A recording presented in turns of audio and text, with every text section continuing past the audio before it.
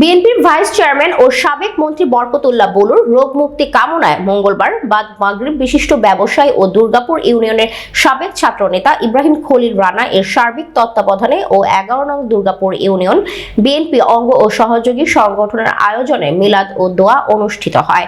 এই সময় মিলাদে উপস্থিত ছিলেন বেগমগঞ্জ উপজেলা বিএনপির সহ সভাপতি মোখলেসুর রহমান ছুট্টি, যুগ্ম সাধারণ সম্পাদক আহসানুল্লাহ, দুর্গাপুর ইউনিয়ন বিএনপির সাধারণ সম্পাদক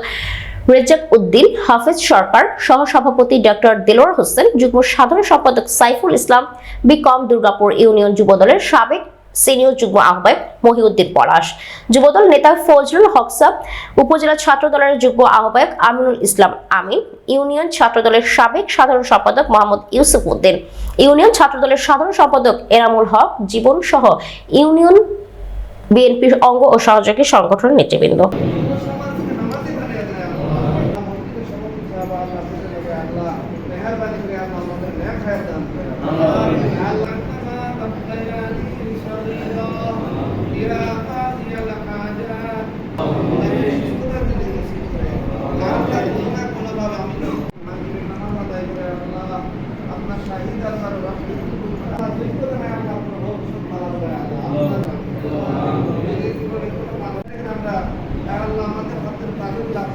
আমাদের